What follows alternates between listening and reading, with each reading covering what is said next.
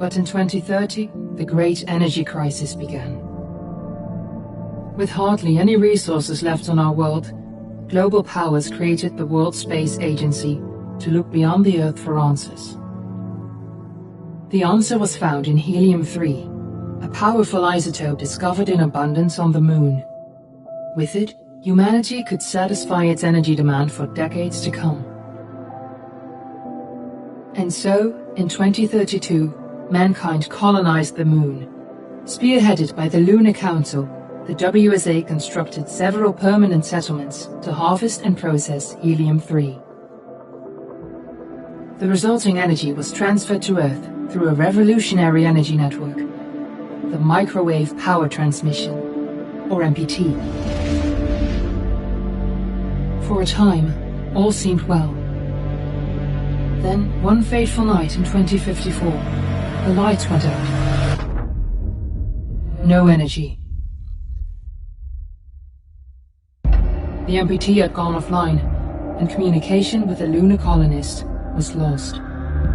Without earthly resources to launch a full-scale rescue mission to the Moon, the World Space Agency was shut down permanently in 2055. But a small group of former WSA colonists refused to accept humanity's bleak future. Determined to discover the colony's fate and to restore the MPT, they've been preparing their mission in an abandoned desert launch facility. Now, in 2059, they are ready to launch an astronaut to the Moon. What awaits is unknown and unforeseeable, but the mission is clear. Deliver us the Moon.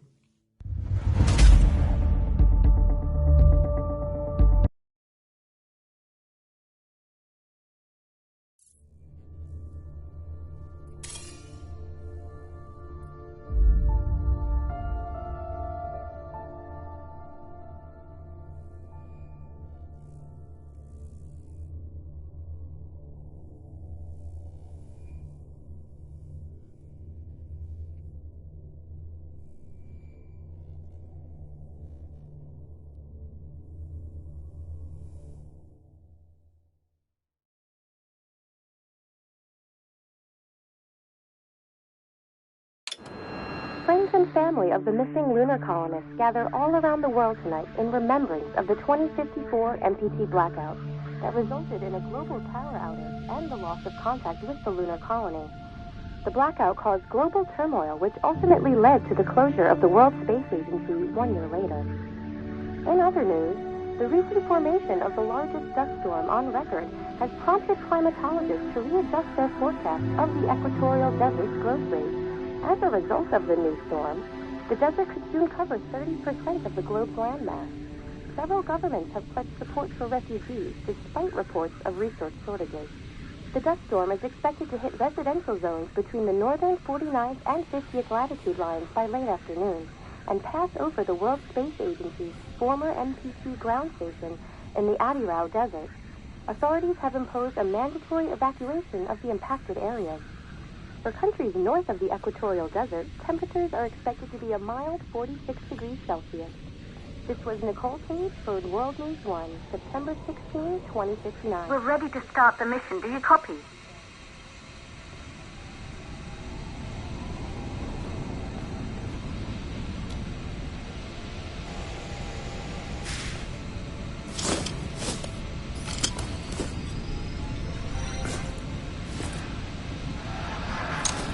Ground control to Fortuna 1, this is Claire. Please confirm radio contact.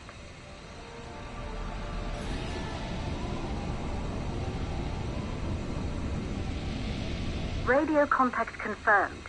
Make your way to the launch platform and prime the rocket for liftoff. We have to launch before the dust storm hits.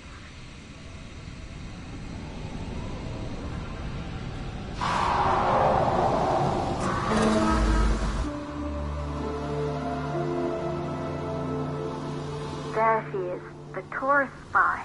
It took us 4 years to get her ready for launch. But you need to hurry. The dust storm will hit this area in a few hours. If we don't succeed now, the Fortuna mission will be over for good.